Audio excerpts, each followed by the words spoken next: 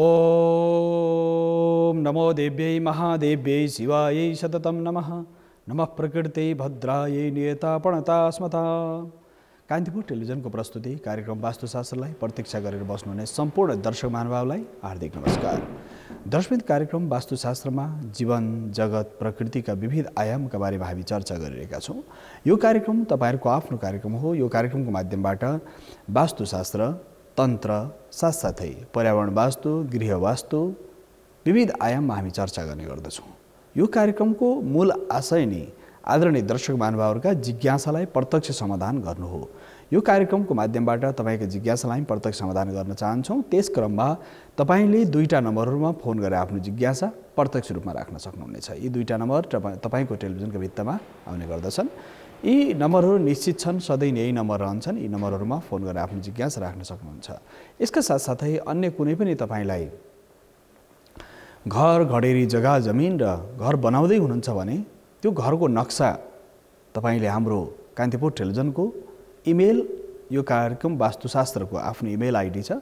यो इमेलमा तपाईले आफ्नो घरको नक्सा पठाउन सक्नुहुन्छ। घरको नक्सा पठाएर प्रत्यक्ष त्यसको समाधान पनि पाउन सक्नुहुन्छ। घर बनिसक्यो, बनाउँदै हुनुहुन्छ, बनाउने क्रममा हुनुहुन्छ भने पनि हामीलाई यहाँले इमेलको माध्यमबाट नक्सा प्रेषित गर्न सक्नुहुनेछ।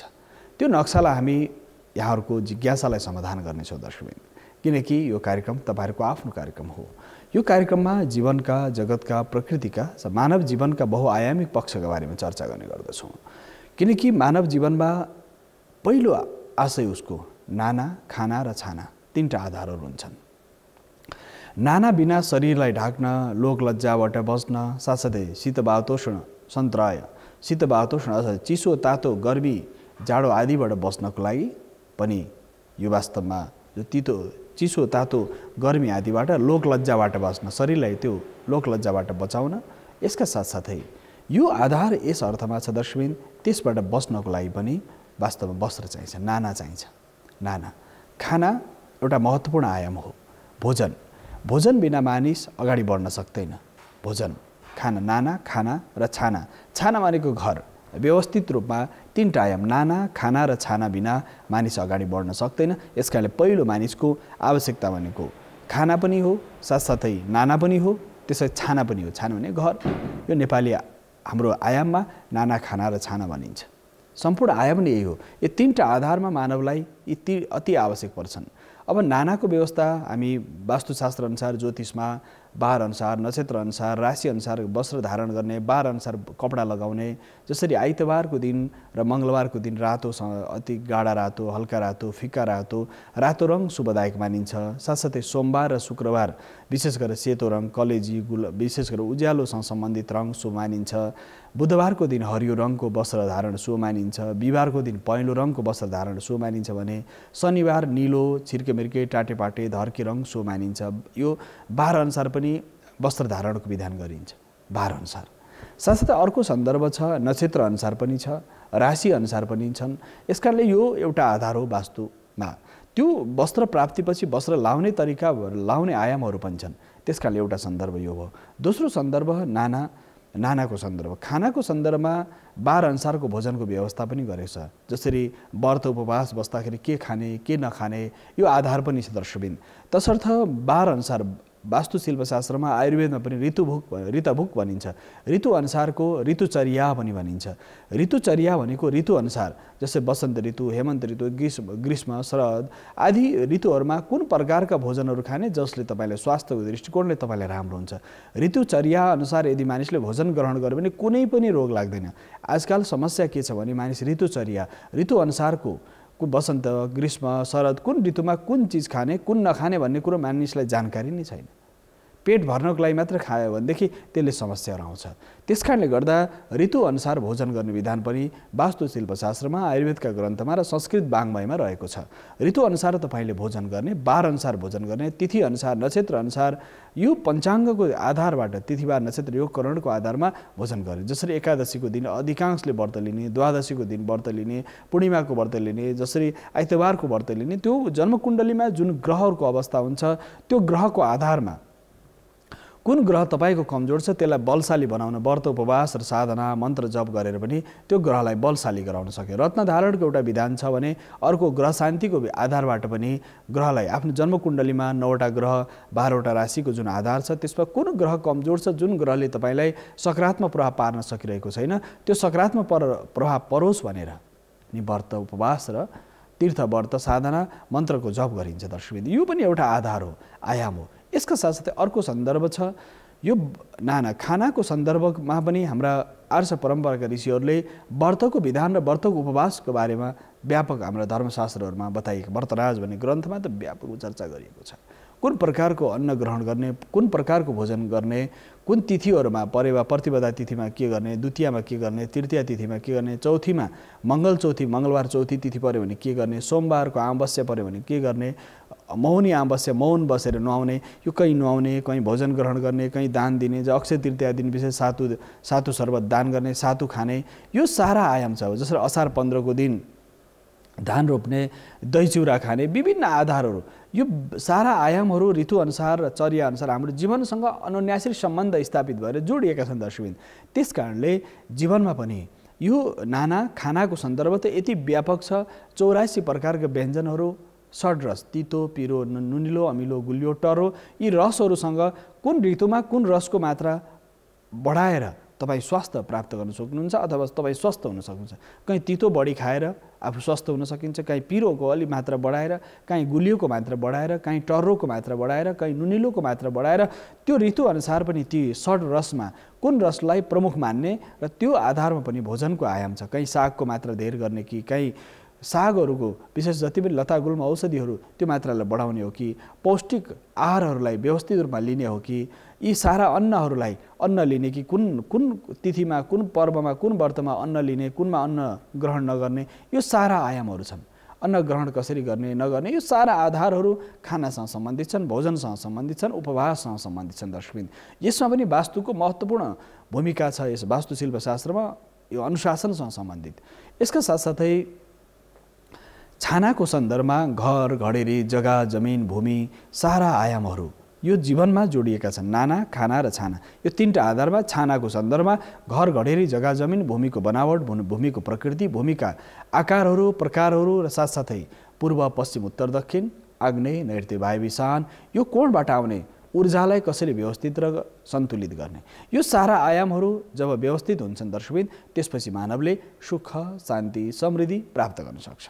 सबै व्यवस्थित हुनु पर्यो। यही हो जीवनमा सुख, यही हो आनन्द, यही हो शान्ति र यही धरतीमा स्वर्ग छ।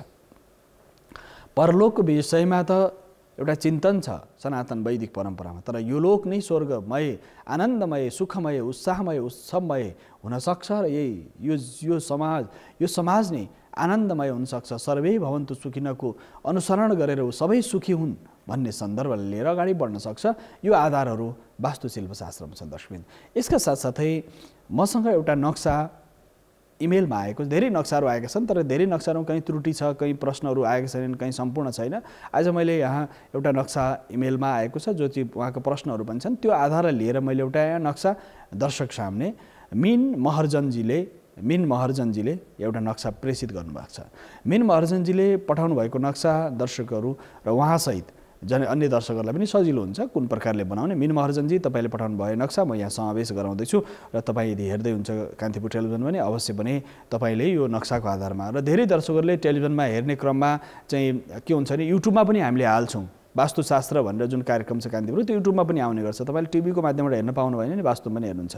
मिन महर्जनजी, तपाईँले पठाउनु भएको जुन यो सम्पूर्ण नक्सा छ यसमा केही त्रुटिहरू देखिन्छन्। जसरी यो नक्सामा सबभन्दा मूल विषय के छ भने तपाईँको ग्यारेज दक्षिणबाट छ र बाटो दक्षिणपट्टि भएको हुनाले तपाईँले एउटा यो दक्षिणपट्टिको ग्यारेज त शुभ मानिन्छ, तर यो जुन माथिपट्टिको भाग छ यो भाग यति भित्रपट्टि गएको शुभ मानिँदैन। त्यस कारणले यसलाई बराबरी रूपमा यता पछाडि ल्याउनुपर्छ। यो ग्यारेजको बराबरी रूपमा यसलाई यो कोठालाई पनि यतासम्म तान्नु पर्यो।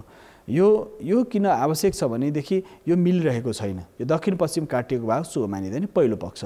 दोस्रो पक्ष दक्षिणपट्टि ग्यारेजबाट सुरु गरौँ। त्यसका साथसाथै तपाईँले यो 20को सेन्टर पोइन्टमा यसलाई जब ब्रह्मस्थान भनिन्छ, यसमा कहिले पनि भर्याङ राख्नै हुँदैन। तपाईँको जस्तो सुत्ता पनि छातीमाथि हात पऱ्यो भने मानिस सुत्न सक्दैन, ऐठन पर्छ। त्यस्तै गरेर यदि घरको सेन्टर पोइन्टमा मध्य भागमा यदि तपाईँको यो जुन भर्याङ छ, यो त हुँदैन ब्रह्मस्थानमा, यो त घर मूललाई त्यो घर बनाउन साथ बस्न दिँदैन, मृत्यु समान कष्ट हुन्छ भनेर भनिन्छ। यसकारणले यो सेन्टर पोइन्टको भर्याङलाई तुरुन्त हटाएर तपाईँले यो पश्चिमपट्टिको भागमा राख्ने, जुन जहाँनिर यो कोठाले यतासम्म तान्ने, यो भर्याङलाई पश्चिमपट्टिको भागमा लिएर जाने। किन तपाईँको उत्तर फर्केको यो दक्षिणपट्टि बाटो भएको घर भएको हुनाले यो सन्दर्भ छ। त्यसकारणले गर्दाखेरि पश्चिमपट्टि यो जुन यहाँ जुन भाग छ यहाँनिर भर्याङ लानु भने तपाईँलाई शुभ हुन्छ। त्यो भर्याङभन्दा यतापट्टि दक्षिणपछि एउटा कोठा यता थपिदिने, अनि ग्यारेज तपाईँको आग्नेय कोणबाट भित्र छिर्न मिल्छ तपाईँको। यसका साथसाथै यो भर्याङ त यहाँ हुँदै भएन, साथसाथै किचन पनि भान्सा पनि तपाईँको उत्तर पूर्वमा देखिन्छ। यो मिन महर्जनजी तपाईँले पठाउनु भएको नक्सा अनुसार यो उत्तर पूर्वमा जुन भान्सा छ, उत्तर डाइनिङ उता राख्नु भएको छ, यो सेन्टर पोइन्टमा सबै बिचको भागमा आएको छ। त्यस कारणले यो भान्सा पनि तपाईँले यता दक्षिणपट्टिको भागमा च्याप्नु पऱ्यो, ग्यारेजलाई यता राखेर यहाँपट्टि दक्षिणपट्टिको दक्षिण पूर्वपट्टिको भागमा आग्नेय कोणपट्टि भान्सा लानुपर्ने हुन्छ। तपाईँको दक्षिणपट्टि पकाउने, उत्तरपट्टि खाने यो शुभदायक मानिन्छ। यसका साथसाथै यो मूल प्रवेशको सन्दर्भ एउटा दक्षिणबाट प्रवेश, यहाँबाट गएर भित्र सिधै जाने, यो अलिकति यो नक्सालाई तपाईँले परिवर्तन गर्नुपर्ने हुन्छ। मिन महर्जन ठुलै परिवर्तन छ तपाईँ नक्सामा, यो सामान्य परिवर्तनबाट यो नक्सा भन्दैन, मात्र कमबोर्ड चाहिँ उत्तर फर्केर या दक्षिण फर्केर बस्न सक्नुहुन्छ।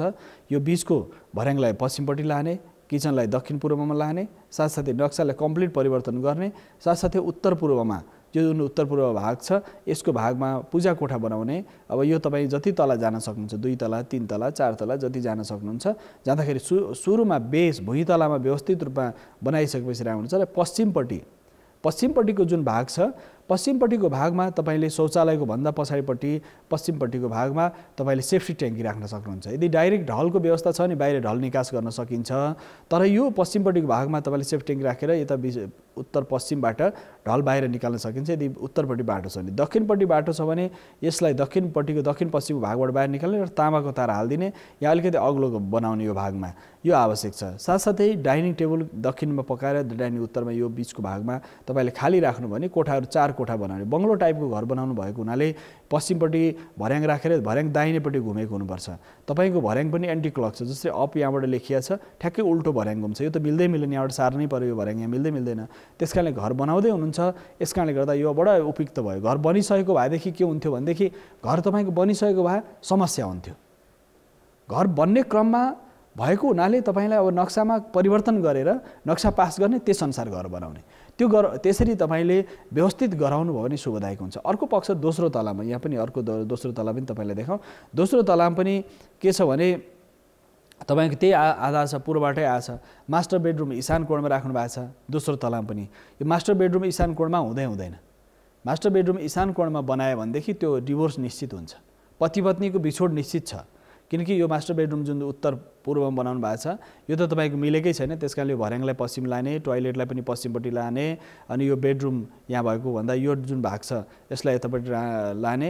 यो पछाडिपट्टिको जुन यतापट्टि गएको भाग छ यो पनि त्यति मिलेको छैन, र बेडरुम या उत्तर पश्चिम राख्नु भएको छ, धेरै बिग्रिएछ, वास्तु एकदमै मिलेकै छैन।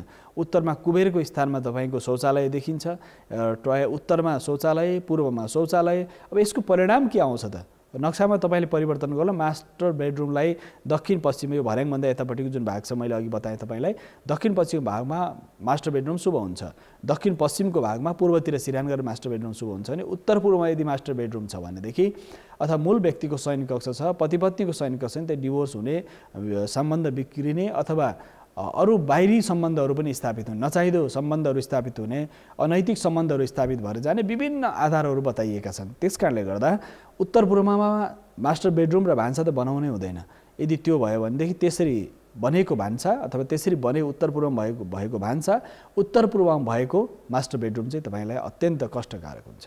यसको साथसाथै पूर्वपट्टिको जुन शौचालय छ मिन महर्जनजी, पूर्वपट्टिको शौचालय बिचमा बनाउँदै हुँदैन, त्यो ठ्याक्कै सूर्यको प्रकाश पर्ने भएको हुनाले त्यसलाई शौचालयले पश्चिमपट्टि लाने। अब मास्टर बेडरुम दक्षिण पश्चिममा बनाउँदै हुनुहुन्छ तपाईँले, त्यो अत्यन्त राम्रो हुन्छ। यसलाई नक्सालाई परिवर्तन गर्ने, इन्जिनियरसँग बस्ने, यस आधारमा हामी नक्सा परिवर्तन गऱ्यौँ भनेदेखि तपाईँको नक्सामा केही परिवर्तनपछि तपाईँले वास्तुशिल्पशास्त्र अनुसार व्यवस्थित गर्न सक्नुहुन्छ। दोस्रो सन्दर्भ उत्तर पश्चिममा बेडरुम गर्न सकिन्छ, उत्तर पश्चिममा, तर बच्चाहरूको छोराको लागि उपयुक्त हुन्छ। छोरीको लागि मूल शयन कक्ष उत्तर पश्चिममा हुँदैन, छोरीको शयन कक्ष उत्तर पश्चिममा बनाउनु हुँदैन। छोरीको सैनिक कक्ष उत्तर पश्चिममा छ भनेदेखि त्यो छोरीलाई त्यहाँ स्वास्थ्यको दृष्टिकोणले अध्ययनको दृष्टिकोणले शुभ मानिँदैन।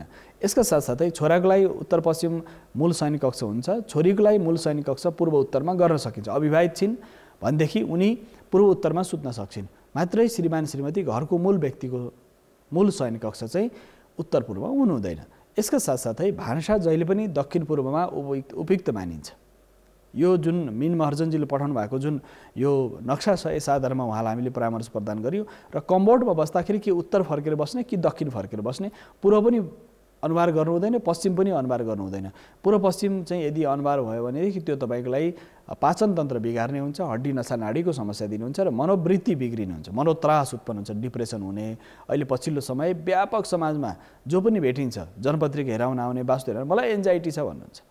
हर कोहीलाई किन छ भन्दाखेरि रहनसहन, खानपान, हाम्रो जीवनचर्या, हाम्रो सोच्ने तरिका, हाम्रा सारा आयामहरू सबै बिग्रेका छन्। मानिस फुर्सद पाए कि मोबाइलमा गएर टाकटुक अनेक चाहिँदो नचाहिँदो उसलाई आवश्यकताभन्दा धेरै विषयहरूमा उसले आफ्नो दिमाग लगाइरहेको छ। यसको मूल कारण के हो भन्दाखेरि यो प्रविधिको जसरी विकास भयो, मानिसलाई एकछिन पनि फुर्सद भयो भनेदेखि उसले ध्यान, जप, तप, साधना, जीवन उपयोगी केही विषयहरू पाइन्छ। त्यसमा पनि जीवन उपयोगी विषयहरू पनि कति छन् गरे। प्रविधि मानिस यसरी घुलमिल भएको परिवार, सन्तान भोजन गर्दैछ, उसले टिभी हेरिरहेछ अथवा मोबाइल चलाइरहेछ, भोजन के खाइरहेछ थाहै छैन, स्वादै थाहा छैन। यस्तो स्थिति आयो। यसले त हुने नै एन्जाइटी हो, यसले मानसिक स्थिति बिग्रिने हो। त्यति मात्र होइन, तपाईको भोजन गर्दाखेरि आनन्दपूर्वक भोजनको स्वाद, भोजनको त्यो स्वरूप, भोजनको सन्दर्भ, अन्न वही प्राण मेरो जोगाउने यही विषय भनेर त्यस भोजनमा एकीकृत भएर गर्नुपर्ने हुन्छ। त्यसकारणले भोजन गर्दाखेरि पूर्व उभिएर टाई सुट बुट लगाएर मानिस अहिले पछिल्लो समय बफे सिस्टम आयो। टाई सुट बुट लगाएर उभि भोजन गर्छ। जब उभिएर भोजन के लेखियो छ नि शास्त्रमा, उभिएर भोजन गर्छ निश्चित उसलाई सुगर, प्रेसर र कोलेस्ट्रोल, यो तीनटा कुरा त निश्चित हुन्छ। उभि भोजन गऱ्यो भने कहिले पनि स्वस्थ हुन सक्दैन, केही समयपछि अस्वस्थ हुन्छ। आज संसारभरि बिमारीको मूल कारण संसारभरि मानिसलाई प्रेसर, सुगर त सामान्य भइसक्यो। कारण के? उभि भोजन। त्यसो नगर्नेलाई पनि भएको छ, त्यसको त अरू कारणबाट हुन्छ। केही प्रतिशत रोगहरू जसरी मानिस बसेर पनि भोजन गर्ने हुन्छन् तिनीलाई पनि केही रोग लागेछ, तर त्यो अरू उनको शरीरको जेनेटिक भनिन्छ नि गुणधर्मबाट, परम्परागत रूपमा पनि आएको हुनसक्छ, विविध आयामबाट रोग लाग्न सक्छ। यो सन्दर्भ त्यस कारणले मिन महर्जनजी जुन तपाईँलाई मैले यहाँ नक्साको सन्दर्भमा भने, यो नक्साको जुन सन्दर्भ छ यसमा शौचालय पूर्वपट्टि भएको कुरालाई सार्नु पर्यो। यसका साथसाथै पानीको ट्याङ्की, तपाईँको प्रश्न थियो पानीको ट्याङ्की। पानीको ट्याङ्की उत्तर पूर्वमा शुभदायक मानिन्छ। ईशान कोणमा पानीको स्रोत बनाउने, त्यही पानीको फिल्टर प्लान्ट पनि राख्न सक्नुहुन्छ, अन्डरग्राउन्ड ट्याङ्की पनि राख्न सक्नुहुन्छ। ईशानमा एउटा नागको स्थापना पनि गर्न सकिन्छ। नागको, कुमारको, कार्तिकी, कुमार र स्कन्दको। जसरी हाम्रो परम्परामा वास्तुमा के भनिन्छ भने घरको दाहिनेपट्टि गणेश र बायाँपट्टि कुमारलाई राखेर पनि राख्न सकिन्छ। अगाडिपट्टिको भागमा जब मूल ढोकाको अगाडिपट्टि एउटा अष्टदलमा त्यहाँ वास्तु, वीरभद्र र क्षेत्रपालको पूजा पनि गरिन्छ। यहाँको जुन रैथाने परम्परा छ, यो रैथाने परम्परामा यी सारा आधारहरू छन्। पूर्वका, पश्चिमका, उत्तरका, दक्षिणका सारा देवी देवताहरूलाई पूजा गरिन्छ। पूजा कोठा ईशान कोणमा किनभने पूर्वबाट मेरो रक्षा होस्, पश्चिमबाट मेरो रक्षा होस्, उत्तरबाट रक्षा होस्, दक्षिणबाट रक्षा होस् भनेर आफ्नो रक्षा, आफ्नो प्रोटेक्सन, आफ्नो कवच, आफ्नो लागि पूजा कोठा आवश्यक छ। देवतालाई तपाईँले पूजा गरेर नगरेर, तपाईँले प्रार्थना गरेर नगरेर कुनै फरक पर्दैन। आशीर्वाद दिने नदिने त देवताको हातमा छ। तर तपाईँले जीवनमा अथ धर्मानुशासनम, तपाईँ धर्मको अनुशासनमा जीवन यापन गर्नुभयो भने फेरि तपाईँले त्यो अनुशासनले तपाईँले सारा सिद्धि प्राप्त गर्नुहुन्छ। सारा सिद्धि प्राप्त गरेपछि तपाईँले उन्नति प्रगति प्रशस्त गर्नुहुन्छ। त्यस कारणले यो सन्दर्भ हामी मिन महर्जनजीलाई हामी धन्यवाद भन्दै, यो उहाँको जुन नक्सा थियो उहाँले अवश्य पनि बुझ्नुभयो होला। अवश्य ट्याङ्की बनाउने, पानीको स्रोत बनाउने, यो सारा आधारहरूलाई हामीले यहाँ समावेश गऱ्यौँ। तपाईँको नक्सा यसअनुसार तपाईँले बनाउनु होला। तपाईँले अवश्य पनि यो अनुसार बनाएको नक्सा अनुसार तपाईँले घर बनाउँदाखेरि र शयन कक्ष, एउटा प्रश्न यहाँको बाँकी रह्यो। प्रश्न थियो सिरान कता गर्ने? पूर्वतिर सिरान, प्राग शिरोविद्या, पूर्वतिर सिरान, दक्षिणतिर सिरान, पश्चिम र उत्तर सिरान उपयुक्त मानिँदैन। त्यस कारणले पूर्व सिरान तपाईँलाई उपयुक्त मानिन्छ, प्राग शिरोविद्या। मिनजी तपाईँको यसरी पनि मिन महर्जन सिंह राशि भन्नुभएको छ, सिंह राशिले पूर्व सिरान शुभदायक मानिन्छ। त्यस कारणले उहाँलाई हामी मिन महर्जनजीलाई धन्यवाद दिँदै यो उहाँको हामीले बताएअनुसार उहाँले नक्सामा अनुसरण गर्नु भने शुभदायक हुन्छ। उहाँलाई धन्यवाद दिँदै अब हामी अन्य विषयतर्फ लागौँ। जब प्राग शिरोविद्या भनेर भनिन्छ, पूर्वतिर सिरान गरेर किन सुत्ने त भन्दाखेरि यो पृथ्वीको जुन गति छ, पृथ्वीको जुन परिक्रमा पथ छ, पृथ्वी आफ्नो गतिमा निरन्तर घुमिरहेको हुन्छ। त्यो घुम्ने क्रममा पृथ्वीको जो निरन्तर घुम्ने क्रममा के छ पृथ्वीको अवस्था भन्दाखेरि घुम्ने क्रममा पूर्वबाट आउने जुन सूर्यको ऊर्जा छ त्यो सूर्यको ऊर्जा सिधै तपाईको मस्तिष्कमा तपाईको टाउकोमा पर्दछ। पृथ्वी दुईटा हो, अक्ष भ्रमण र कक्ष भ्रमण पृथ्वी आफ्नो गतिमा घुमिरहेका छन्। त्यो दबाव आकर्षण शक्तिको दबाव उत्तरी ध्रुव र दक्षिणी ध्रुव नर्थ र साउथ पोलबाट आउने र पृथ्वीको भूमध्यबाट भूकेन्द्रबाट आउने जुन ऊर्जा छ त्यो ऊर्जाले तपाईको शरीरलाई यो शरीरमा जुन 72 करोड 72,210 नाडी छन्, करोडौं साना साना सूक्ष्म सेल्सहरू छन् र सारा आयामहरू छन्, कोशिकाहरू छन्। यो सारा शरीरको एउटा एउटा अङ्ग एउटा एउटा क्रोमोजोम म्युलिकल DNA सारा आयाममा त्यसको प्रभाव पर्दछ। त्यसकाले पूर्वतिर आनन्दले सिरान गरेर पूर्वतिर जसरी आनन्द आँखाको जुन आनन्द हुन्छ तपाईलाई शयनमा जुन आनन्द छ त्यो आनन्द पूर्वतिर सिरान गरेर सुत्दाखेरि हुन्छ। यदि त्यो आनन्द दक्षिणतिर सिरान गरेर सुत्ता हुन्छ कारण पृथ्वीको गतिसँग तपाईको तरङ्ग व्यवस्थित हुन्छ। र यसका सबैभन्दा महत्त्वपूर्ण हाम्रो शरीरको कुनै अङ्ग छ भने त्यो शिर हो, टाउको। त्यसकारण टाउको सबैभन्दा माथि छ। त्यसपछि मानिसको मन बुद्धि हो, हृदय चित्त, यो पाचन तन्त्र, मुख, पञ्च ज्ञानेन्द्रिय, पञ्च कर्मेन्द्रिय जुन शरीरको बनावट छ यो शरीरको बनावट पूर्वतिर जसरी सिधा भएर सुत्दाखेरि सुत्ने क्रम पनि बडा अद्भुत छ। शास्त्रमा वास्तवमा भनिएको छ यदि उत्तानै सुत्ने मान्छे योगी, तपाईले उत्तानै सुत्दा कुनै गाह्रो हुँदैन। तपाई सुत्दाखेरि उत्तानै परेर सुत्नुहुन्छ, कुनै पनि तपाईलाई गाह्रो हुँदैन, श्वास प्रश्वासमा गाह्रो हुँदैन, तपाईलाई कुनै अप्ठ्यारो हुँदैन। तपाई एकदम योगी, तपाईको आयु 100 वर्षको आसपास पुग्छ। किन उत्तानै परेर सुत्ने मान्छे श्वास प्रश्वास सबै ठिक हुन्छ, श्वासको गति ठिक हुन्छ। उत्तानै परेर सुत्ने योगी, साधक, तपस्वी। साथसाथै घोप्टे परेर ठ्याक्कै घोप्टे परेर जो कोही सुत्छ, सुरुदेखि अन्तिमसम्म घोप्टे परेर मात्रै सुत्छ नि यो भोगी र त्यो रोगी पनि भनिन्छ। भोगी र रोगी दुइटै।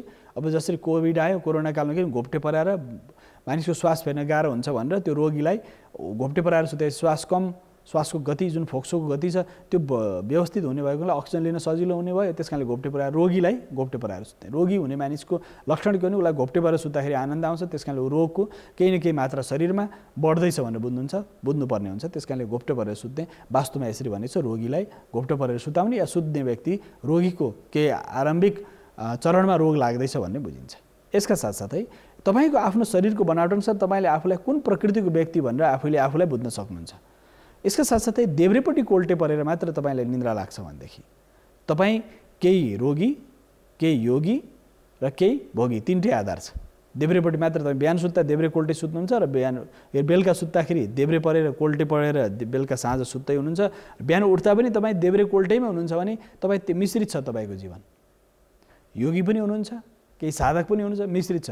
भोग यो सारा संसारको केही आवश्यक सामग्रीहरूको संयोजन पनि गरिराख्नु भएको छ। प्राय मानिस मिश्रित खालका हुन्छ। योगी, अब रोगी पनि केही रोगको पनि प्रभाव पर्दैछ। त्यसकारणले गर्दाखेरि यो तीनटै आधार। यदि देब्रे मात्रै कोल्टे परेर तपाईँ सुत्दै हुनुहुन्छ भने तपाईँले शरीरमा केही न केही वात पित्त कफमा केही समस्या परिरहेको छ। देब्रे कोल्टे परेर दाहिनेपट्टि कोल्टे परेर तपाईँलाई राम्ररी निन्द्रा लाग्छ। दाहिनेपट्टि कोल्टे परेर बिहान साँझदेखि उज्यालो हुने बेला प्रातःकालीन समयसम्म देब्रे मात्रै कोल्टे परेर तपाईँ सुत्दै हुनुहुन्छ। शरीरलाई त्यसो गर्दा सहज अनुभूति गर्नुहुन्छ भने तपाईँमा केही स्वास्थ्यका समस्याहरू, दीर्घकालीन स्वास्थ्य समस्याहरू आउँदैछन्। सुताइको 3-4वटा आयाम हो। एउटा उत्ताने परेर सुत्ने, एउटा घोप्टे परेर सुत्ने, एउटा दाहिनेपट्टि कोल्टे परेर सुत्ने, एउटा देब्रेपट्टि कोल्टे परेर सुत्ने। यो 4वटा आधारबाट मानिसको शरीरलाई उसले व्यवस्थित राख्न सक्छ। त्यसकारणले दर्शकबिन्दु यो विषयमा त चर्चा गरिनेछ। अहिले भने छोटो विश्रामको सम्मुख आइसकेको छु। विश्रामपछि पुनः आउने नै छु।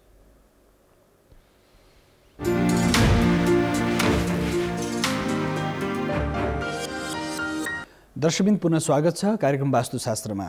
वास्तुशास्त्रमा केही नक्साहरू आइरहेका छन् र त्यो नक्साहरूमा केही अपुरो भएको हुनाले टिकाराम पोखरेलजीले एउटा नक्सा पठाउनु भएको छ, त्यसमा केही पुरा भएको छैन। अर्को रमेश श्रेष्ठजीले पठाउनु भएको छ, त्यो पनि केही नक्सामा केही पूर्णता छैन। त्यसकारणले फेरि उहाँले प्रेषित गर्नुभयो भने अर्को हप्ता हामीले यही कार्यक्रम वास्तुशास्त्रमा ती नक्साहरूलाई समावेश गराएर यहाँहरू सामने प्रस्तुत गर्नेछौँ। यसका साथसाथै अब हामी चर्चा गरौँ, यो नक्साको सन्दर्भमा त चर्चा गऱ्यौँ र वास्तवमा वास्तुशिल्पशास्त्रमा धेरै दर्शकहरूको जिज्ञासा विविध आयामहरूमा छन्। जसरी जीवनमा सुख, शान्ति, समृद्धि, उन्नति, प्रगति प्राप्त गर्ने आधारहरू के हुन सक्छन् र र एउटा सन्दर्भ चाहिँ बडो महत्त्वपूर्ण छ, मूलद्वार मूल ढोकाको सन्दर्भ। धेरै दर्शकहरूले यो पछिल्लो समय हामीले यो चरणमा यो विषयलाई पनि राखेका थियौँ। मूल ढोका कस्तो हुनुपर्छ भन्ने धेरैको जिज्ञासा थियो। त्यसकारणले अहिले मूल ढोकाको बारेमा एउटा चर्चा गरौँ। नेपालको लोक व्यवहारमा हामीले असाध्यै धेरै प्रयोग गर्ने ढोकाहरू, काठका ढोकाहरू दर्शकहरू सामने यो चित्र म प्रेषित गर्दैछु। दर्शकबिन, मूल ढोकामा धेरैको जिज्ञासा रहेको हुनाले यो विषयमा हामीले एकमुष्ट प्रयोग गर्नेछौँ। जसरी मूल ढोकामा विभिन्न आयामहरू छन्, विभिन्न आयाममा यो पूर्ण कलश, दायाँ बायाँ जुन पूर्ण कलश राखिन्छ, काष्ठकलाको सबैभन्दा सर्वोत्कृष्ट यो 9 प्रकारका ढोकाहरू छन् नेपाली लोक परम्परामा। यो ढोका प्राय अधिकांश घरमा हामी देख्छौँ काठका ढोकाहरू। तलपट्टि दायाँ बायाँ मूल कलश राख्नुपर्छ, यो असाध्य शुभ मानिन्छ।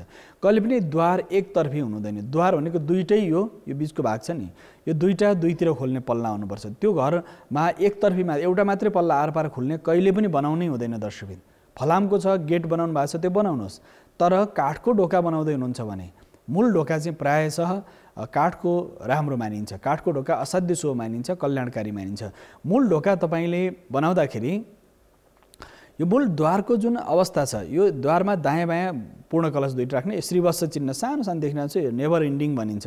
श्रीवत्स चिन्ह दायाँ बायाँ राखेको छ, सारा मङ्गल चिन्हहरू यसमा देखिन्छन् यो सन्दर्भ। त्यसका साथै दोस्रो आयाममा दाहिनेपट्टि गणेश र देब्रेपट्टि कार्तिकेय कुमारको चित्र, यो दुईटा। अथवा दाहिनेपट्टि गणेश बायाँपट्टि लक्ष्मी राख्न सक्नुहुन्छ, दाहिनेपट्टि शिव बायाँपट्टि पार्वती राख्न सक्नुहुन्छ, दाहिनेपट्टि नारायण बायाँपट्टि लक्ष्मी नारायण राख्न सकिन्छ, राधा कृष्ण राखिन्छ। साथसाथै विभिन्न जुन जोडा भएका देवताहरू राख्न सक्नुहुन्छ। गणेश कुमार राख्न सक्नुभयो, गणेश लक्ष्मी राख्न सक्नुभयो, साथसाथै शिव पार्वती राख्न सक्नुहुन्छ। तपाईँको रुचिअनुसार कुनै पनि देवतालाई तपाईँले यो द्वारमा चित्र आकृति बनाएर यहाँ राख्न सक्नुहुन्छ। यसका साथ शिरको भागमा माथि दाहिनेपट्टि चन्द्रमा बायाँपट्टि सूर्यको आकृति। यो ढोका, यो द्वार, यो प्रकृतिको द्वार शुभ मानियो, कल्याणकारी मानियो।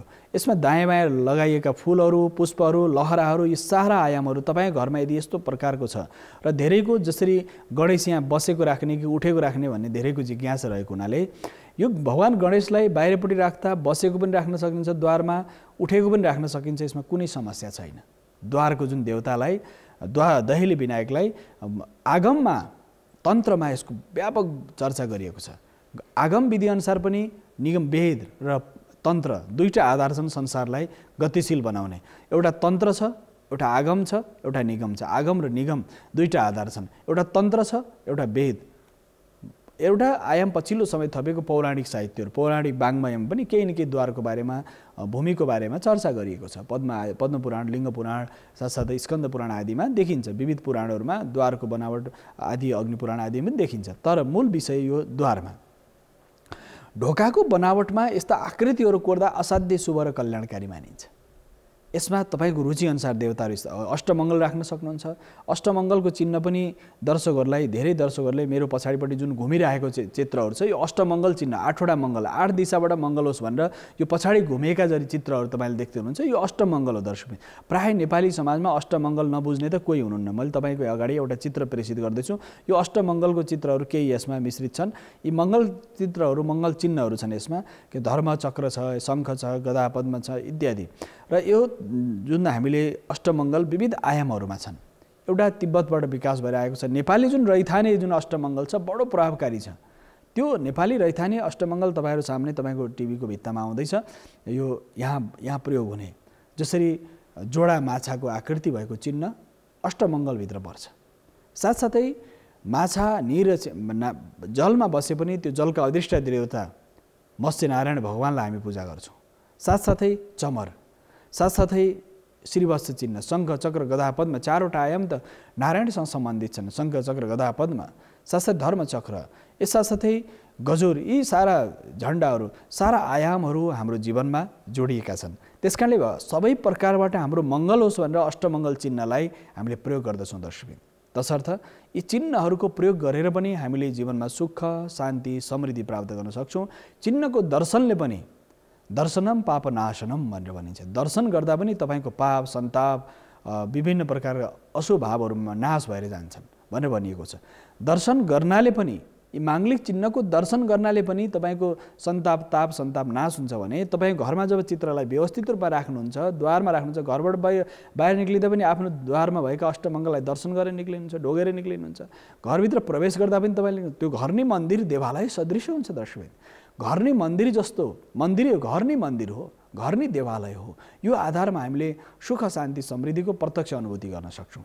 त्यस कारणले यो जति पनि माङ्गलिक चिन्हहरू छन्, यो चिन्हहरू सबै चिन्ह तपाईँ घर बनिसक्यो, अब घरको ढोका हटाएर यो ठ्याक्कै ल्याएर राख्न पनि मिल्दैन। दर्शक, यो ध्यान दिनु होला। टेलिभिजन, टिकटक, युट्युब धेरै मानिसहरूले वास्तुमा मलाई व्यक्तिगत रूपमा भेट्दा पनि विभिन्न यो अप्रमाणिक विषयहरू मानिसले यो टिकटकमा, युट्युबमा हालेको देखिन्छ। अप्रमाणिक विषय जो शास्त्र सम्मत छैन, मनोगणन्ती जुन वास्तुका विषय हेरेर मान्छे भ्रमित भएको छ समाज। त्यस कारणले कान्तिपुर टेलिभिजनको प्रयास नै के हो भने सत्य, निष्पक्ष, निष्ठापूर्वक र शास्त्रसम्मत विषयहरू हामी यो वास्तुशास्त्रमा प्रस्तुत गरेका छौँ, जो शास्त्रमा छ, शास्त्रमा वर्णन गरिएको विषय छ।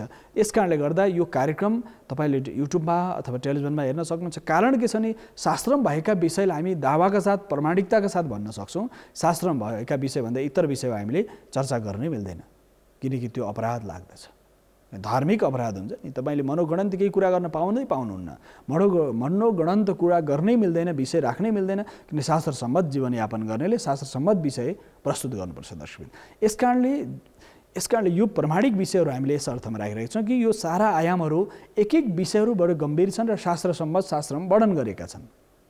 तसर्थ माङ्गलिक चिन्हको सन्दर्भमा तपाईँले यदि घर बनाइसक्नुभयो, अब ढोका तुरुन्तै हटाउन मिलेन, त्यसपछि मुहुर्त हुन्छ। ढोका तपाईँले बनाउनु फलामको छ, केही छैन, त्यसलाई हटाउनलाई एउटा साइत हुन्छ, क्षमा पूजा हुन्छ। त्यसको ढोका हटाएर फेरि अर्को ढोका तपाईँले व्यवस्थित रूपमा वास्तुअनुसारको बनेको ढोका तपाईँले बनाएर राख्न सक्नुहुन्छ। त्यस कारणले त्यो साइडमा फेरि ढोका कस्तो हुन्छ भने मूल ढोका सिधा हुनुपर्छ। देब्रेतिर ढल्केको छ भनेदेखि घरबाट निक्लिँदा बायाँ ढल्केको छ भने त्यो सन्तान छोराछोरीलाई नोक्सान गर्ने हुन्छ, बायाँतिर ढल्केको छ पशु चोपाइलाई हानि गर्ने हुन्छ। यदि माथिबाट अगाडिपट्टि झुकेको छ भने घरको मूल व्यक्तिलाई समस्या गर्छ। यदि तलको भाग बाहिर आएको छ भनेदेखि त्यो घरको स्त्री महिला आमा दिदीबहिनीहरूलाई त्यसले समस्या गर्छ, शारीरिक आर्थिक स्वास्थ्यमा समस्या गर्छ। त्यस कारणले ढोका राख्दा सिधा, न दायाँ ढल्केको हुनु पऱ्यो, न बायाँ ढल्केको, न अगाडि ढल्केको, न पछाडि ढल्केको, सिधा हुनु पऱ्यो एउटा सन्दर्भ। त्यसका साथसाथै त्यो व्यवस्थित हुनु पऱ्यो। कुनै पनि भागमा दायाँ बायाँ ढल्केको, कोल्टेको, फुटेको, टुटेको हुनु भएन। यो विषय द्वारको जसरी मानिसको मुख जस्तै हो, घरको मुख के हो? ढोका हो। तपाईँ तीबाट प्रवेश, जसरी तपाईँको शरीरमा यो शरीररूपी जुन यो देवालय छ, यो देवालयभित्र शरीर पनि एउटा देवालय मन्दिर हो। यो भित्र तपाईँले चाहिँदो नचाहिँदो खानु भन्ने समस्या हुन्छ। तपाईँले सात्विक, ऋतभुक, मितभुक भनेर हामीले भन्यो, ऋतुचर्याको विषयमा चर्चा गरियो। तपाईँको यो द्वारबाट, मुखबाट जाने, नाकबाट जाने, आँखाबाट जाने चित्रहरू, कानबाट जाने ध्वनि, मुखबाट जाने अन्न, यो सारा आयामहरू, नाकबाट फेरिने श्वास प्रत्येक शुद्ध परिष्कृत हुनु पर्यो। त्यस्तै गरेर घरभित्र पनि तपाईँको ढोका राम्रो छ भने त्यहाँ आउने व्यक्तिहरूले आनन्दको अनुभूति गरून्, शान्तिपूर्वक जीवनयापन गर्न सकुन्। यो आनन्दको अनुभूति हुनको लागि तपाईँको ढोका व्यवस्थित हुनु पर्यो, शास्त्रसम्मत हुनु पर्यो, वास्तुशास्त्र अनुसार मिलेको हुनु पर्यो। त्यस कारणले यो अष्टमङ्गलहरू राख्ने विधान गरियो। यदि अष्टमङ्गल राख्नु भएको छैन, ढोका हटाउने होइन। अष्टमङ्गल चिन्हहरू भिन्न भिन्न पाइन्छ, 8वटा मङ्गल चिन्हहरू भिन्न भिन्न रूपमा पाइन्छ। ल्याएर दैलोको माथिपट्टि अष्टमङ्गल चिन्हलाई व्यवस्थित रूपमा राखिदिनुहोस्। साना साना पनि पाइन्छ, अहिले माटोमा पाइन्छ, काठमा पाइन्छ, अथवा कोही राम्रो काठको शिल्पीलाई बोलाएर काठको यो अष्टमङ्गल चिन्हहरू कोरिदिनु पऱ्यो भनेर त्यो ठ्याक्कै एउटै उसमा चिन्हहरू कोरेर राख्न सक्नु। यदि त्यो पनि सम्भव छैन भने अष्टमङ्गल तपाईँले कागजमा आर्ट गरेर राख्न सक्नुहुन्छ, प्रिन्ट गरेर घरको त्यो माथिपट्टिको मूल ढोकाको माथिपट्टि राख्न सक्नुहुन्छ। यसरी विविध आयामबाट पनि त्यो माङ्गलिक चिन्ह राखेर पनि वास्तुको दोष निवारण गर्न सकिन्छ। त्यस कारणले ढोकाको सन्दर्भमा शास्त्रमा भनिएको छ, यो सारा स्तम्भहरू, सारा त्यसको एक एक विषयहरू, चुकुललाई जुन हामी आग्लो हाल्छौँ नि दर्शकबिन, त्यो आग्लोलाई उत्तरायण र दक्षिणायण भनिएको छ। उत्तरतिर जाँदा उत्तरायण जान्छ, दक्षिणतिर दक्षिणायण जान्छ। पुरै जीवनलाई प्रकृतिसँग मिलाएको छ। वास्तुशिल्प शास्त्र प्रकृतिसँग मानव जीवनको तालमेलको शास्त्र हो। त्यस कारणले दर्शकबिन त्यो वास्तुशिल्प शास्त्रमा यसरी व्यवस्थित गरिएको छ। यसरी व्यवस्थित गर्नुको मूल कारण यी जसरी झ्याल ढोकाहरू राख्दाखेरि हामीले ध्यान दिनुपर्ने विषय के छ भने जसरी आँखी झ्याल राख्नुभयो, त आँखी झ्याल राख्दाखेरि यो प्रकृतिको आँखी झ्याल, तपाईँको सानो सानो ढोकामा आँखी झ्याल राख्नुभयो, काठका राख्नुभयो भनेदेखि यो प्रकृतिमा जसरी प्रकृतिका सम्पूर्ण 3 तहलाई सत्व रज तम, दिउँसो सन्ध्या र रात्रि 3 तह, कालो रातो सेतो, यो सारा आयामलाई पुरुष स्त्री नपुंसक, यो सारा आयामलाई त्यो प्रकृतिमा काष्ठकलामा दर्शाइएको हुन्छ। सारा देवी देवताहरूलाई त्यहाँ स्थापित गरिएको हुन्छ दर्शकबिन। तसर्थ यो सारा आयामहरूमा पनि वास्तुशिल्पशास्त्रमा जसरी आँखी झ्याल राख्नुभयो, यी झ्यालहरूमा पनि आफै एउटा दर्शन छ, आफै एउटा दृष्टिकोण छ। काष्ठकलाका यी सारा आयामहरूमा एउटा दृष्टिकोण छ, एउटा यसमा दर्शन छ। हिन्दू सनातन संस्कृतिका जति पनि हामी एक विषय, चित्रकला होस्, काष्ठकला, मूर्तिकला, धातुकलामा एक विषयमा दर्शन छ। जीवन मूल्यहरू त्यहाँ प्रतिबिम्बित हुन्छन्, जीवनका सारा आयामहरू त्यहाँ प्रतिबिम्बित हुन्छन्, प्रकृतिका सारा आयामहरू प्रतिबिम्बित हुन्छन्। किनकि यहाँ जसरी बीचको भागमा वृत्ताकार राखिएको छ, सूर्यको प्रकाश, त्यहाँबाट आउने ऊर्जा, अष्टमङ्गलको चिन्हहरू, मङ्गल चित्रहरू, यसमा सारा दर्शन छ। यसमा जीवन मूल्यहरू छन्। बाहिरबाट आउने हावा पनि शुद्ध रूपमा भित्र जाओस् भनेर, भित्रको सकारात्मक ऊर्जा पनि बाहिर जाओस् भनेर अष्टमङ्गलहरू जस्तै चिन्हहरू यसरी राखिएको छ। जसरी यो झ्यालहरू छन् दर्शकबिन, जसरी मयूराकार झ्याल घरमा राखिन्छ, देवालयमा हाम्रो देखिन्छ, देवीको मन्दिरहरूमा घरमा यसरी अगाडिपट्टि झुकेको चाहिँ राख्न मिल्दैन। घरभित्र जसरी माथिको जुन तोरण राखिएको छ अगाडिपट्टि झुकेको हुँदैन। देवालयमा, देव मन्दिरमा त्यो सम्भव छ, तर घरमा माथिपट्टि भागमा राख्दाखेरि विभिन्न आकृतिहरू के राख्ने भन्दा गणेशको चित्र, कुमारको चित्र, स्वस्तिक, अष्टमङ्गल राख्न सकिन्छ। यो मयूरको झ्याल संसारमा नेपालको प्रसिद्ध छ। मयूर जहिले पनि जब प्रसन्न रहन्छ ऊ नाच्छ, पहेँटा फिजाएर नाच्छ। यो स्थिति यहाँ देखा परेको छ। त्यसकारण यस्ता झ्यालहरू, यस्ता आकृतिहरू तपाईँले घरमा, तपाईँको कार्यकक्षमा, तपाईँले कार्यकक्षमा राख्न सक्नुहुन्छ। जसरी तपाईँको मूल ढोकामा, मूल झ्यालमा छैन भने पनि यस्तो काष्ठका आकृतिहरू तपाईँको कार्यकक्षमा राख्नु एउटा नेपालको मौलिकता पनि देखिने भयो।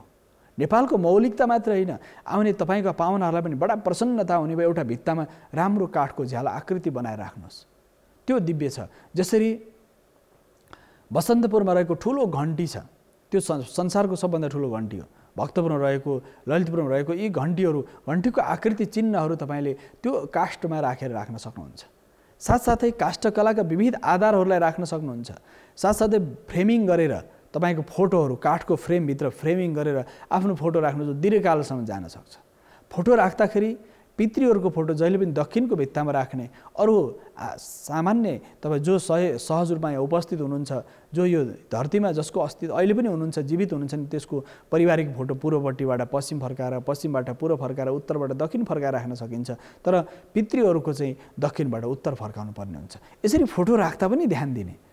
कार्यकक्षमा देवताहरूको तस्बिरहरू धेरै नराख्ने। अनावश्यक मानिसहरूले कार्यकक्षमा धेरै देवताहरूको तस्बिर राख्ने, त्यसमा राख्ने भनेको गणेश, लक्ष्मी र आफ्नो कुल देवता र कुलदेवी, अथवा गणेश, कुमार, कार्तिक, भैरव, भैरवी। तपाईँको व्यापारको कुन प्रकृति छ, यो विषयमा त हामी आगामी श्रृङ्खलामा चर्चा गर्ने नै छौँ। व्यापारको प्रकृति र प्रवृत्ति अनुसार तपाईँले राख्ने देवताहरू पनि भिन्न भिन्न हुन सक्छन्।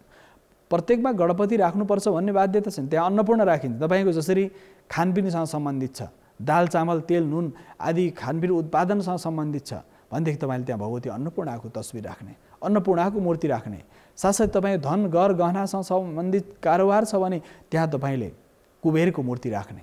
यो विभिन्न आयामहरू छन्। तपाईँको कामको प्रकृति र प्रयोजन, कामको प्रकार, कामका अवस्थाहरू अनुसार तपाईँले मूल देवता इष्टकललाई मान्ने, तत्सम्बन्धी इष्टलाई स्थापित गरेर तपाईँले त्यहाँ सुख, शान्ति, समृद्धि र व्यापारमा उन्नति प्राप्त गर्न सक्नुहुन्छ। त्यसकारण दर्शकबिन, वास्तुशिल्पशास्त्रमा एक विषयमा गम्भीरताका पूर्वक ध्यान दिएको छ। एक विषय तपाईँको जीवनमा ठुलो रूपान्तरण ल्याउनेछन्, जीवनमा ठुलो परिवर्तन आउनेछ। मानिसको आकाङ्क्षा भनेको सुख, शान्ति, समृद्धि, परिवारमा आनन्द, आफूमा निरोग शरीर। यही आकाङ्क्षा धेरै ठुलो छैन मानिसको। प्रतिस्पर्धामा अब्बल स्थापना, अब्बल अग्रभागमा आफू स्थापित हुने, यी सारा आयामहरू त छन् नि। त्यसमा सफलताको लागि मानिसको प्रारब्ध कर्म, यो जन्मको कर्म, सारा आयामहरू जोडिएर मानिस सफल भएको हुन्छ। त्यसकारणले सफलताका लागि यी सारा आयामहरू हाम्रो लागि उपयुक्त हुन सक्छन्, जीवनका लागि उपयुक्त र सहयोगी हुन सक्छन्। त्यसकारणले दर्शकबिन, यो सारा साधनाको गति, साधनाको आयाम यसरी गतिशील छ, यसरी चलायमान छ। र जस्तै तपाईँले आफ्नो कार्यकक्षमा 3वटा स्तम्भ भएको जसरी झ्यालहरू तपाईँले राख्न सक्नुहुन्छ। तपाईँको यस्ता आधारहरू छन्। जसरी झ्याल, ढोका राख्दाखेरि यसरी तपाईँले आफ्नो कार्यकक्षमा पनि चित्र राख्दा पनि आनन्द आउँछ। भित्तामा यस्तो काठकलाको आधारहरू स्थापित गर्न जान सक्नुहुन्छ। काठकलाको आधारहरू यसरी राख्न सक्नुहुन्छ। त्यसकारणले यो काष्ठकलाका जति पनि आधारहरू छन् यसरी स्थापित गरेर अगाडि बढ्न सकिन्छ दर्शकबिन। त्यसकारणले यो जुन काष्ठकलाको आधारहरू छन् यो हामीले विशेष ख्याल गर्नुपर्ने हुन्छ। यहाँ देवताको स्थापना जसरी मूलद्वारमा हामीले गणेशको चित्र देवालयमा पनि राख्न सकिने आधार हो, मूलद्वारमा यस्तो गणेशको चित्र कुमारको चित्र राख्ने, तर माथि यो जुन गरुडको आकृति छ, गरुडसँग पनि नागहरूको पनि सम्बन्ध जुन जसरी देखाइएको छ, यो आधारमा गरुडले नागहरूलाई थिचेर राखेको, भैरवी शक्तिले थिचेर राखेको अथवा यस्ता आधारहरू चित्रहरू घरमा राख्दाखेरि चाहिँ राम्रो विज्ञ वास्तुशास्त्रीसँग परामर्श गरेर मात्र राख्नुपर्ने हुन्छ। तपाईको राशि, तपाईको नक्षत्र, तपाईको ग्रह, तपाईको ग्रहको स्थिति सारा आयामलाई हेरेर अनि बल्ल तपाईले यस्ता चित्रहरू राख्नुहोला। र मूल ढोकामा राख्दाखेरि चाहिँ मैले हामी चर्चा गरिसकेको छु दर्शकबिन, यसरी राख्न सकिन्छ। कुन कुन चित्रहरू तपाईको राशि अनुसार, तपाईको नक्षत्र अनुसार राख्न सक्नुहुनेछ। जस्तै मेष राशि, वृष, मिथुन, कर्कट, सिंह आदि जुन 12 राशिहरू छन्, 27 नक्षत्रहरू छन् र 12वटा लग्नहरू छन्, त्यो लग्नको आधारमा पनि मूल देवता र मूल इष्ट हुन्छन्। कर्मको, भाग्यको, लाभको सारा देवताहरू हुन्छन्, त्यहाँको इष्ट देवताहरू, इष्ट कुल देवताहरू, कुल देवीहरू र त्यहाँ सम्बन्धित देवताको तपाईले यजन पूजन र पाञ्चायनको पूजन पनि ग्रहसँग जोडेर गर्न सकिन्छ र सफलताका विविध आधारहरू स्थापित गर्न सकिन्छ दर्शकबिन। तसर्थ यी जति पनि झ्यालहरू यो विभिन्न आयामहरू छन्, त्यसकारणले तपाईको कार्यकक्षमा, तपाईको शयनकक्षमा डरलाग्दो चित्रहरू राख्नु हुँदैन दर्शकबिन। भूत प्रेत पिशाच डाकिनी साकिनी बेतालका डरलाग्दो युद्धका भीषण चित्रहरू कहिले पनि राख्नु हुँदैन। कहिले पनि त्यस्ता चित्रहरू राख्यो भने समस्याहरू आइराख्छ। त्यसकारण यस्ता चित्रहरू तपाईले आफ्नो शयनकक्षमा नराख्ने दर्शकबिन। शयनकक्षमा नराख्ने त्यस्ता महाभारत युद्ध भएका चित्रहरू जसरी मानिसको शिरका महाकालीको तस्बिर शयनकक्षमा राख्ने हुँदैन। महाकालीको तस्बिर, मूर्ति, कालीको जसरी उहाँ मुण्डमाला लिएकी भयानक भीषण जुन तस्बिर छ, साधकले त्यो थाम्न सक्छन्। तन्त्रका साधकहरूले भगवती जसरी साधना गर्दै हुनुहुन्छ तपाईँ त्यस्ता चित्रहरू राख्नुहोस्, केही समस्या छैन। तपाईँको दैवाधीन जगत सर्वम मन्त्राधीनम च देवता भनेर भन्छ। मन्त्रको अधीनमा तपाईँ देवता आफ्नो अनुकूल हुनुहुन्छ भने तपाईँ राख्न सक्नुहुन्छ। तर साधकको लागि मात्र यो छ। घर गृहस्थ सामान्य जीवनयापन गर्नको लागि भगवती महाकालीको तस्बिर अथवा डरलाग्दो महाभारतको रामायणको युद्धको तस्बिरहरू तपाईँको शयनकक्षमा राख्नु हुँदैन, मूल सुत्ने कोठामा राख्नु हुँदैन। र सिंह, बाघको जसरी बाघको छाला, नङ्ग्रा, धारा, साथसाथै भेडा भयो अथवा पछिल्लो समय मान्छे हरिणको सिङहरू घरमा राख्ने आयो। एउटा मानिसहरूले आफ्नो अभिमान स्वाभिमान सारा देखाउनलाई त्यस्ता राख्थे, तर त्यस्तो शयनकक्षमा राख्नु हुँदैन। सिङहरू जो पशु मरिसकेका छन् उनीहरूको सिङ खुर कुनै पनि शयनकक्षमा राख्नु हुँदैन। त्यसले तपाईँलाई झन् समस्याहरू गरेर आउँछ।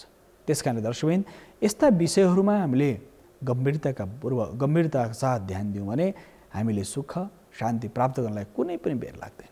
त्यसकारणले वास्तुशिल्पशास्त्रमा एकै विषयमा चिन्तन गरिएको छ। अब कार्यकक्षमा पनि अष्टमङ्गल तपाईँको पछाडि छन्, अष्टमङ्गल तपाईँको दाहिनेपट्टि छन्, अष्टमङ्गल तपाईँको सम्मुखपट्टि राख्नु भएको छ 8 मङ्गल चित्रहरू भनेदेखि तपाईँलाई हर दिशाबाट मङ्गलै मङ्गल हुन्छ। हर दिशाबाट अष्टमङ्गलको चिन्हले बडो दिव्यताको बोध गराउँदछ। यसकारणले कार्यकक्षमा पनि तपाईँलाई अष्टमङ्गल राख्नुहोस्। घरमा पनि अष्टमङ्गल, बैठक कक्षमा पनि अष्टमङ्गलका चित्रहरू काठमा, धातुमा, माटोमा त्यो आकृतिहरू कोरेर चित्रको रूपमा राख्न सक्नुहुन्छ। अथवा काष्ठकलाका अनुपम नमुनाहरू हाम्रो राष्ट्रभित्र छन्। नेपालले गौरव गर्ने भनेको काष्ठकलामा हो। धातुकलामा दुनियाँमा काष्ठकलाको यस्तो दिव्य नेपालको जस्तो दुनियाँमा कहीँ छैन दर्शक।